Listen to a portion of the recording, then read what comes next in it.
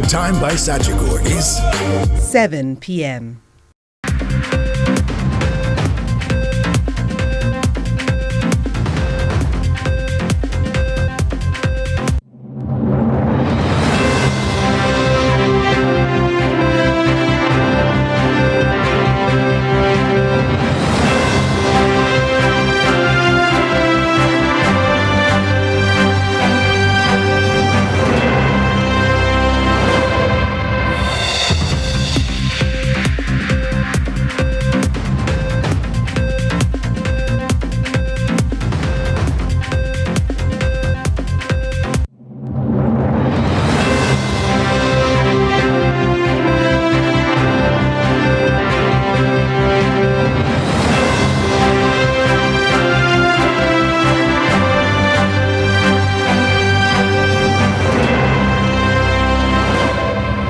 Tonight in CVM News at 7, chaos at Cornwall. Healthcare workers protest working conditions at largest hospital in the West. A mother's pain, part 2 of a CVM News exclusive. And Helping Hands, NCB Foundation donates millions to Manchester schools. In the business report, NCB's $15 billion backing of Jamaica Brawlers Group. And later in sports, Reggae Boys named squad for friendly international against Grenada.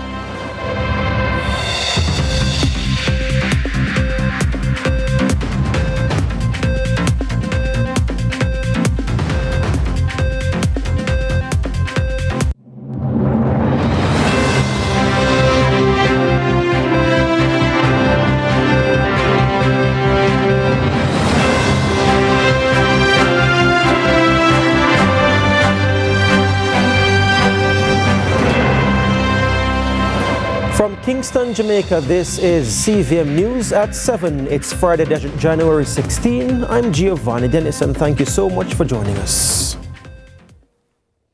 Stepping over dead bodies, treating patients on the ground, rodent infestation. Just some of the circumstances nurses at the Cornwall Regional Hospital say they have been working in for months now. The nurses are protesting what they say are long-standing inhumane conditions for both staff and the patients. Akeem Oret has been tracking the story. No more rats! No more rats! We tired anymore! We tired anymore! Frustrated and overworked, these are nurses from the Cornwall Regional Hospital Friday morning, protesting what they describe as inhumane working conditions. The nurses insist the challenges predated Hurricane Melissa but have worsened since. We have to be taking care of patients on the floor. That's not hygienic. Patients sitting on the chair for a week, 3 weeks or more. We don't have enough bed space to care for our patients effectively. That's not safe for our patients. We're crying out here for our patients and for ourselves. They lament the nurse-to-patient ratio is too burdensome, putting both staff and patients at risk. We, of course, don't have enough staff to manage all of these patients. Sometimes you have one nurse to 50 people, 30 people. Makes no sense. There are currently over 100 patients in the area, and it's supposed to house maybe about 35. Yes, and my nurses have 2 code patients that is provide resuscitative care on the floor. That is inhumane. And at this time, the nurses just cannot take anymore. We even have some rodent infestation. They have communicated before, and we still haven't gotten a response. Patients are also outraged. One visitor from St. Vincent and the Grenadines, Dominic Prince, was admitted to the hospital for a heart condition. But for him, the condition at the facility is worse than his heart. I don't care what anybody wants to say. Sit down on chair. Sit down on chair from yesterday. Right? And they still want me to stay back. I got to sign myself out. I can't live like that. I'm a human being and not a dog. Because you cannot have a person sit down in a chair all night and say you're checking them. It's going to be worse. Yes, man. But I reach it to it. What can you do for a person sitting in a chair and they don't get comfortable sleep? You're leaving now, right? I'm leaving now. The nurses are now pleading with the relevant authorities to address the long-standing issues, warning that failure to act could result in even more serious consequences. Akeem Oret, CVM News. In the meantime, the presidents of the Nurses and Medical Doctors Association say the situation at Cornwall Regional is untenable. Here once again is Akeem Orit. President of the Nurses Association of Jamaica, Dawn Marie Richards, says the deteriorating conditions at the Cornwall Regional Hospital has persisted for far too long. The hospital is usually a 300-bed facility. However, following the destruction caused by Hurricane Melissa, some 140 beds were taken out of service. The temporary space now being used as the A&E can accommodate only 40 patients, but as at Wednesday, some 115 patients were occupying the area. Nurse Richards recalls that years ago, she attempted to engage the health ministry about the challenges. I remember in 2024 when I did approach the minister with the concerns along with some other areas of interest. The minister was told that the things that we were reporting were not true. So we have that challenge. The information that is going to the minister is different from the reality that is on the ground. And I have repeatedly said it to anybody who would listen. The people who are offering the information at the government level or at the political level are not being fair and they're not being honest. She further notes that the conditions have become so dire that patients, including tourists, have been forced to leave the facility without receiving care. Cornwall Regional Hospital is the only public hospital in St. James. St. James is one of our most active tourist areas. On Tuesday, I got a complaint from a tourist, a Jamaican, but she was visiting here, lives in the States and was visiting. The lady was taken to A&E at Cornwall Regional Hospital. And after 4 hours, with an IV access in her hand, nobody paid her any mind. She walked off the ward.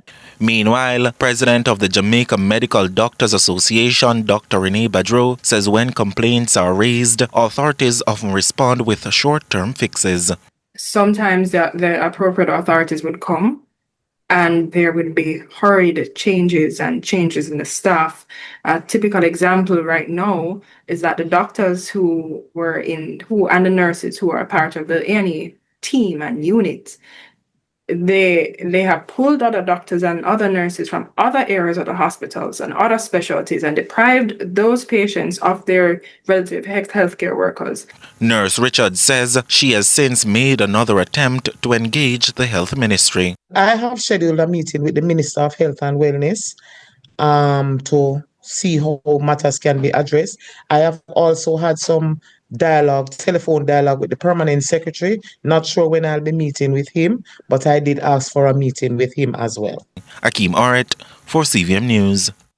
And Health Minister Dr. Christopher Tufton says he understands the difficulties faced by healthcare workers. He insists the situation at Cornwall will be fixed.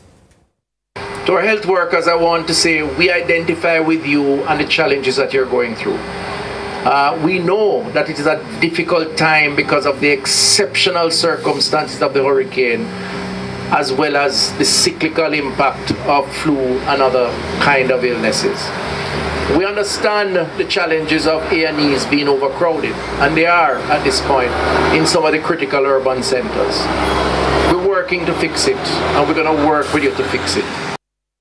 Dr. Tufton notes that while there continues to be a health crisis, he is urging the public and healthcare officials to exercise patience. For the public, I ask for some patience to the extent that you don't have to go to a A&E and you can go to your health center, because there will be some delays in some of those urban centers where A&E is overcrowded.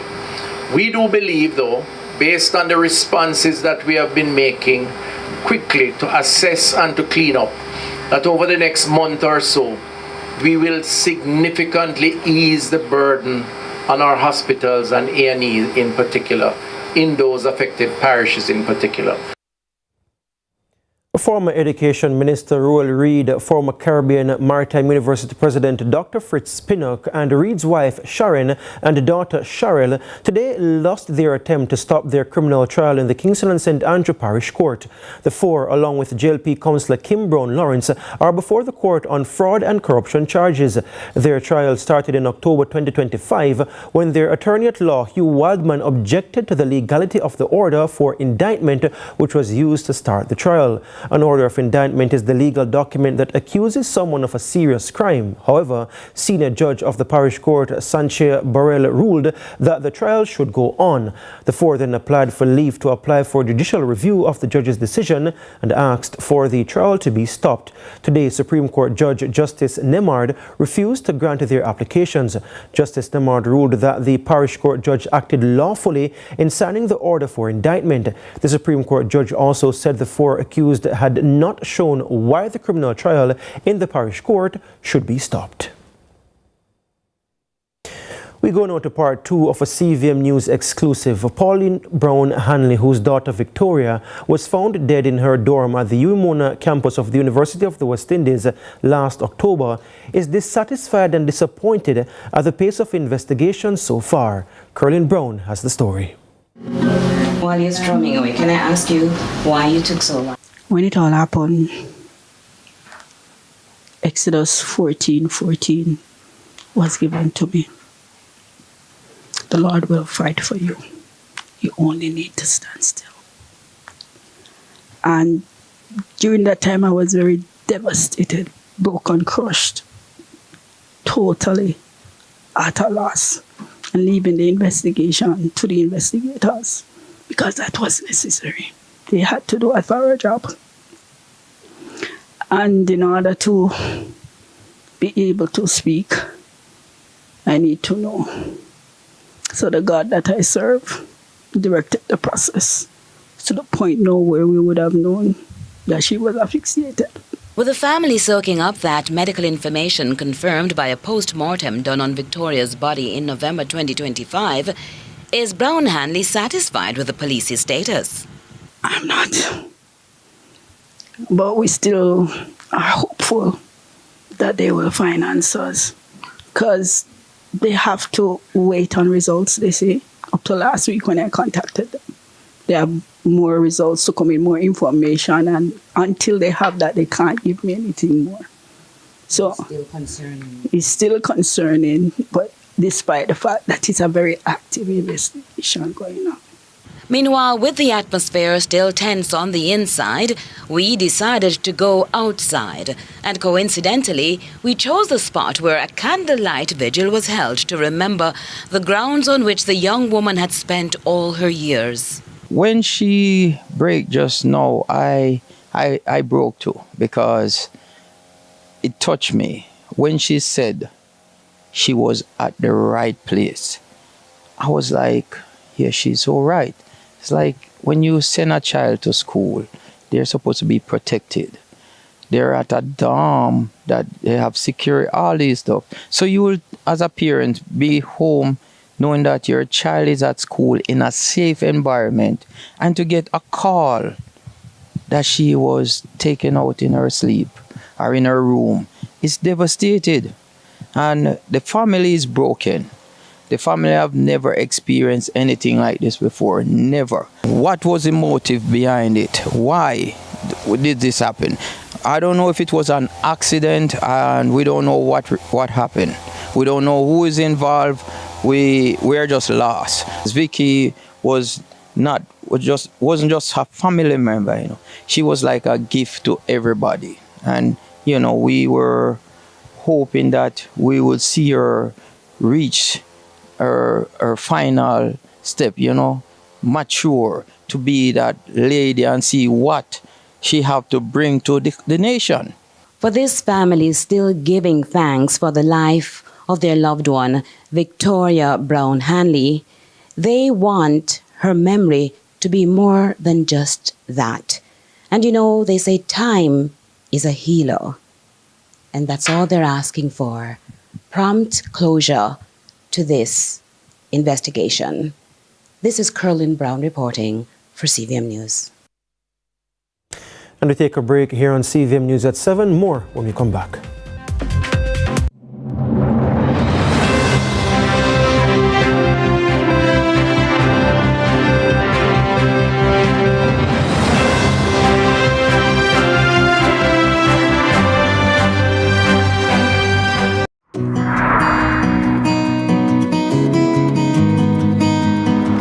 You know, some days are harder than others, but we have to do our part. You like porridge? We're in this together. Morning, nurse. Thank you for what you do every day. Come in, nurse. Our bona fide.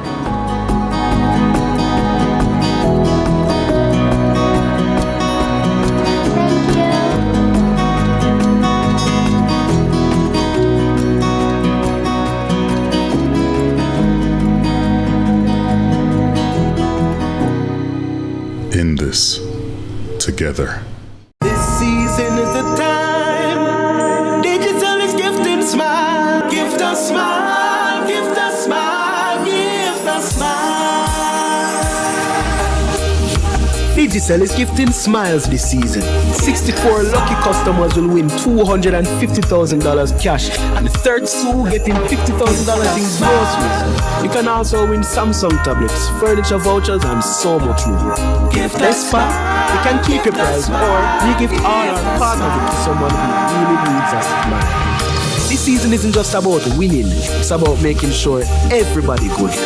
Cash Digital in your community, bringing gifts and good cheer to keep you smiling into the new year.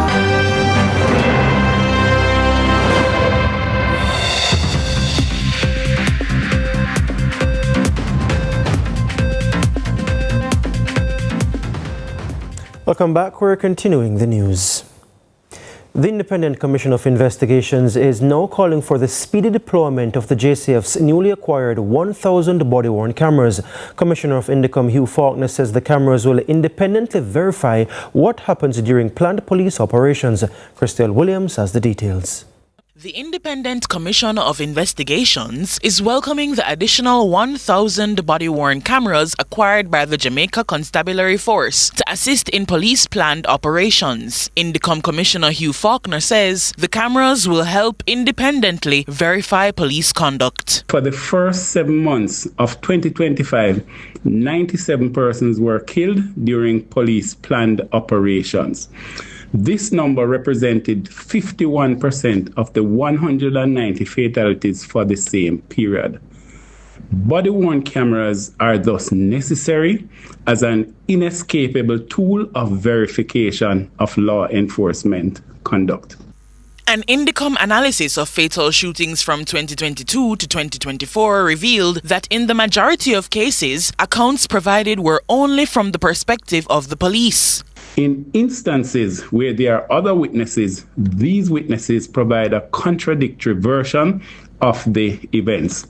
Body-worn cameras will resolve this anomaly while building transparency, accountability, and public trust.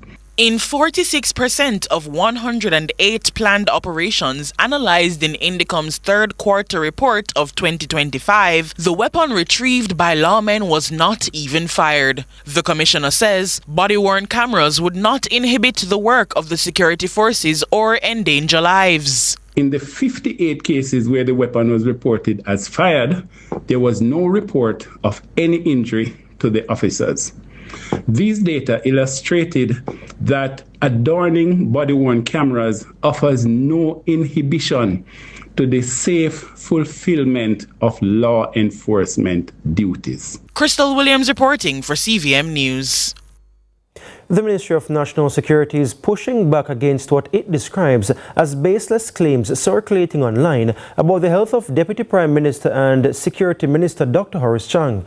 The ministry says Dr. Chang is not hospitalized and is recovering well after undergoing elective surgery late last year. The ministry says there was no health emergency and the reports are entirely false. I wish to express my deep appreciation and to all Jamaicans who have called, my family and colleagues and friends and the wider public after the mischievous report this morning and social media. I'm fine, recovering well, and in fact, on a very good schedule from my doctor at the university.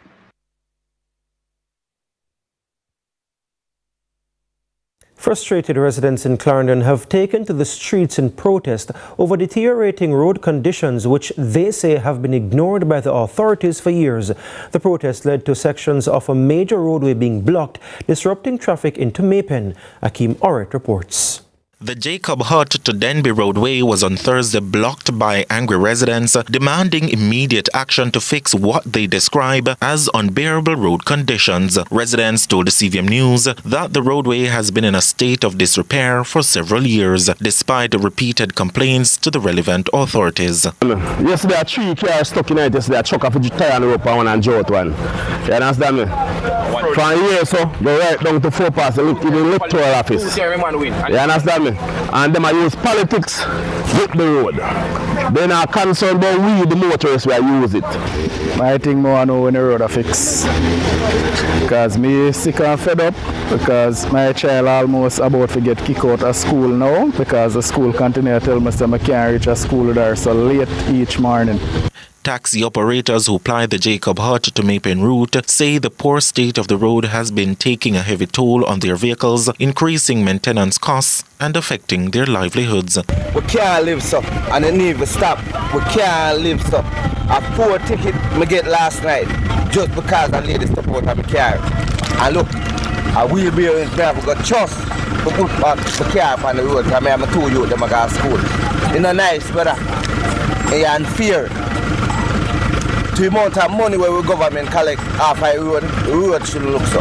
If you notice from 4 pass coming up, you hardly can pass the electoral office. So a big old hole in there can bury dog in them.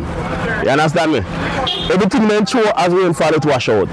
So people choose less to use this side of the road to see the front end parts. Because right now as we speak, you examine up to a dig off plate. Where's the road? You have to have a bad tire. Ball giant lick out so tire away bad, don't it? So we don't know where else without. That's the only option we have. Forget local justice, forget local things throw up on the road ourselves. You understand me?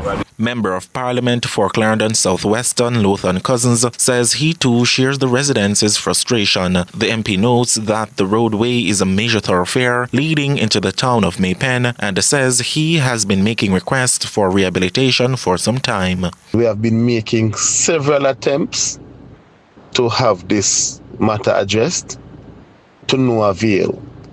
I personally have had to acquire material and equipment and resources to try to make the road drivable. Unfortunately, based on the fact that we were in the hurricane season and the rainy season, the road would not continue to remain in the position that we would have tried to put it in. Mr. Cousins is calling on the related authorities to act swiftly to address the situation, warning that continued delays could lead to further unrest. And I'm urging the NAA to come out and make a statement to appease these residents. When we asked the questions in Parliament, we were told that the responsibility for road repairs was the NAA's responsibility and not the role of the MPs. Unfortunately, MPs get the blame for issues that are outside of their control. And so if MPs are to be blamed for road repairs, then give the MPs the power to repair the roads. Akeem Oret for CVM News. More than 600 schools damaged and 150,000 students displaced by Melissa. But hidden within the statistics, the thousands of infants whose memories of school so far include rising floodwaters and destroyed classrooms. As Crystal Williams now reports, the opposition is raising concern. 80 days after Hurricane Melissa battered Jamaica, opposition spokesperson on education, Damian Crawford, is concerned about the learning loss students are grappling with. He argues there may be long-term implications. A household with a universal degree is less likely to suffer from poverty. A household with a universal degree is less likely to have inaccess to healthcare. Therefore, if a household with university degree does not in the main suffer from the ills of the society, it seems to me a reasonable policy to get as much households with degrees as we can. Therefore, what we have before us is that we are going to be further challenged for independence and households with degrees based on the impact of Melissa. Mr. Crawford compares the phases of education to a race, as he believes the beginning is just as important as the other stages. According to research he cited from former Education Minister Ruel Reid, 80% of the brain's capacity is developed in the first 1,000 days, hence the vitality of early childhood education. The first challenge that we're facing is that the majority of basic schools are actually owned by private individuals and private struggling individuals. He observes that the rehabilitation of these basic schools may be slower than that of schools of other levels. Therefore, those persons who own basic schools are less likely to be able to fund the rehabilitation and will unlikely be covered by government. In fact, to this point, we have heard no proposal for basic school rehabilitation.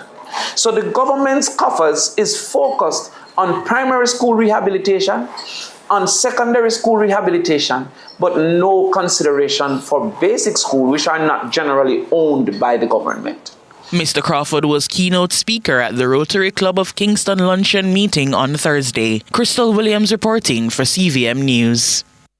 The abundance of fruits and vegetables which often go to waste has been scaled down because of the disruption caused by Hurricane Melissa. However, finding creative ways to use what's available in the kitchen has not changed. Let's find out what Caroline Brown has in traditional flavors.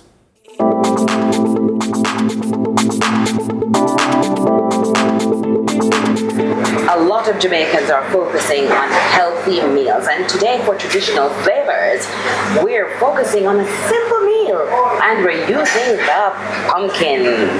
In steps the man with his own stamp of approval. Let me tell you, Chef Stamp. Chef Stamp? Stamp. That's your name, Yeah. Chef Stamp? Yeah. Put a stamp on this. Chef Stamp.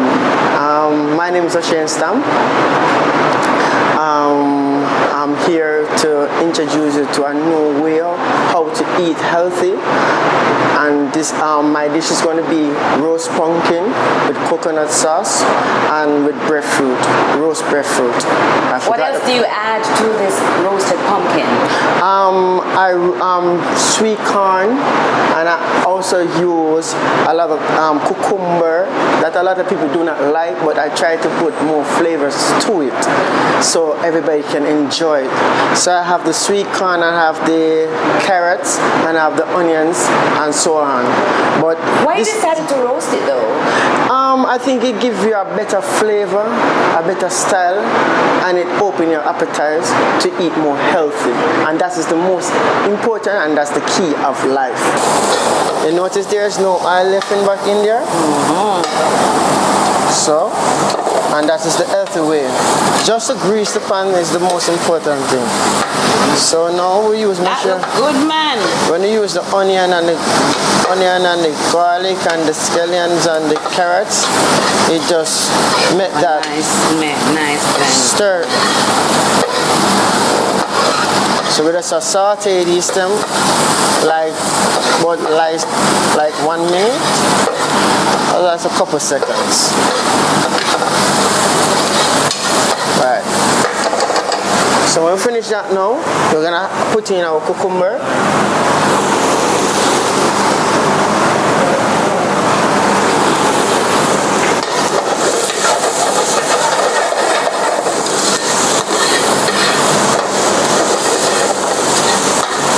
So this can make how many meals?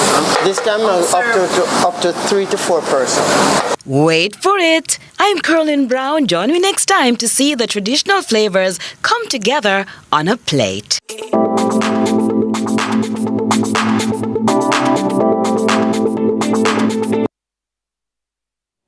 That pumpkin looked delicious just now there, Caroline. Well, joining us now with a preview of what's coming up in sports is Ronaldo Adams. Ronaldo. Good evening, Gio, and good evening, viewers. So, on Sunday, our Reggae Boys will be facing Grenada, in Grenada, and this match will be for, the sole purpose of this match will be for interim head coach Rudolph Speed to have a better look at the local-based football players so that they may be in contention for the matches in Mexico this March. And today also it was revealed that West Indies great Courtney Walsh, he was named. He got a big position today. And of course, today is Friday, so we'll have the winner's edge. I'm not going to reveal too much more. Stay tuned for sports. Big position for Courtney Walsh, a.k.a. Cuddy. We want to see what that is. All right, well then stay with us. When we come back, we'll have your business report and the news from overseas.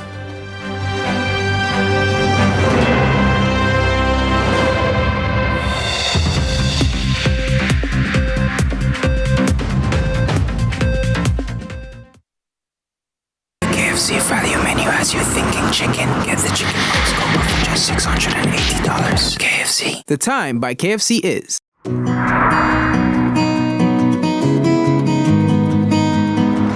You know, some days are harder than others, but we have to do our part. You like porridge? We're in this together. Morning, nurse. Thank you for what you do every day. Come in, nurse. Our bon affair.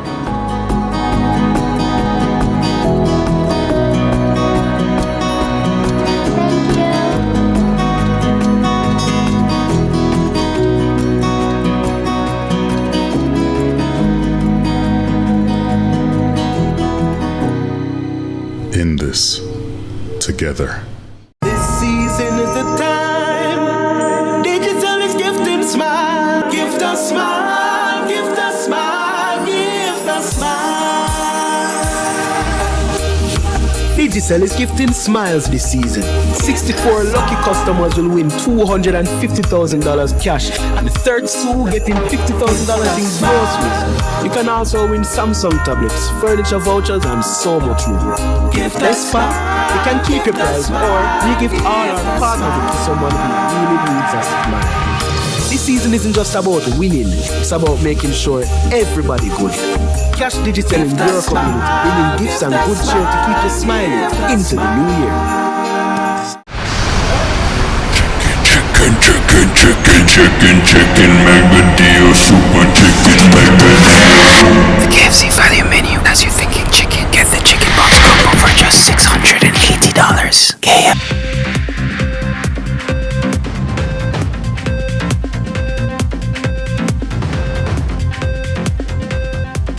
Welcome back. It's now time for the business report with Joel Crosskill. Lots to share with you in the business report today, as the NCB Financial Group has underwritten $15.1 billion Jamaican dollars in senior secured financing to support the Jamaica Broilers Group as it executes a revised strategy to bolster its Jamaican operations while revising its operations overseas. After issues within the U.S. segment linked to accounting evaluation issues that adversely impacted consolidated results related to inventories and biological assets, goodwill impairments, and the recognition of previously unrecorded liabilities were highlighted in mid-2025. The proposed solution includes $6.4 billion Jamaican dollars in loans from NCBJ, in addition to NCB Capital Markets arranging $8.7 billion Jamaican dollars in multi-tranche bonds, extending up to 14 years. Christopher Levy, Group President and CEO of JBG, during the signing ceremony at its HQ in St. Catherine, spoke to the realization of the challenge the organization then faced, with liabilities as of the 3rd of May 2025 being reported as $34.6 billion. When this challenge hit us in Jamaica Broilers, Ian and I sat down and we looked at it and we were very concerned, there's no doubt. And what I would call the prognosis of what we were looking at was dire, was serious, and we never had a lot of options, and we never had a lot of obviously, you know, and you know when things go south in your life, you don't have a lot of friends either, the same thing was happening to us. The NCB team also led negotiations with other domestic creditors in resetting financial covenants and modifying the collateral security package. Angus Young, CEO of NCB Capital Markets Limited and Executive Vice President of Corporate and Investment Banking at NCB Jamaica, underscored the significance of finding a solution that will assist the JB Group implement a turnaround plan that places governance, oversight, and operational efficiency at the core and bring U.S. operations under the direct supervision of the group's Jamaican-based leadership. This partnership represents the creation of history. It involves two of Jamaica's largest indigenous institutions coming together to support building a better Jamaica. The support that NCB provided to the Jamaica Broilers Group had to be done in the immediate due to the challenges faced by Jamaica Broilers' US-based operations. Today's signal drives the importance of having strong indigenous financial institutions operating in Jamaica to support very large indigenous businesses that are native to Jamaica and that require that local, domestic, nuanced support. According to Levy, primary focus right now is on ensuring the integrity of financial reporting, particularly with respect to profitability assessments and long-term shareholder value. Of note, the group's Jamaican operations delivered a net profit of 2.5 billion Jamaican dollars and maintained an equity position of $16 billion for the year ended May 31, 2025.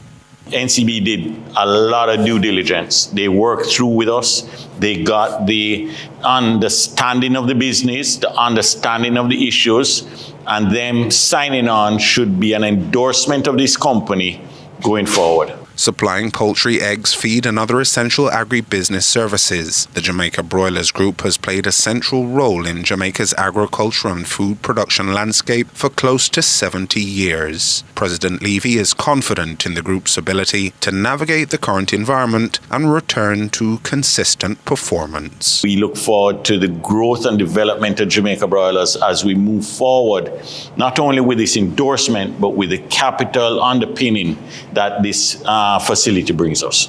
NCB has been a fabulous financial partner for Jamaica Broilers. We've had a tremendous relationship over many, many years, and the fact that they're standing with us with this facility now is just a testimony to the amazing relationship between the two companies. While for the NCB Capital Markets CEO, it also demonstrates support for national resilience in its broader sense. Jamaica Broilers is one of Jamaica's most important producers, with a role that directly impacts food security and national growth. We're proud to be able to confidently support these types of businesses, providing them with resources they need to achieve their objectives.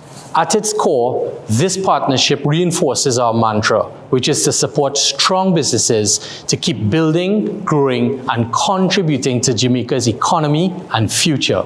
And that was your business report. I'm Joel Crosskill.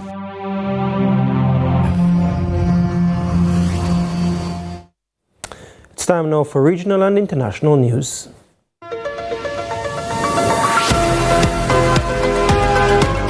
We begin with regional news. Antigua and Barbuda's public health system is set to receive a major boost with the arrival of 120 nurses from Ghana next week. Cabinet says the move will help ease the pressure on hospitals and clinics, even as efforts are intensified to train more local nurses. Details from ABS TV. 120 nurses, if you do not see any improvements, well then something is definitely wrong. These are highly trained and qualified individuals coming out of Ghana, and Ghana is known for its high standard of education. On a weekly basis, our nurses migrate for greener pastures.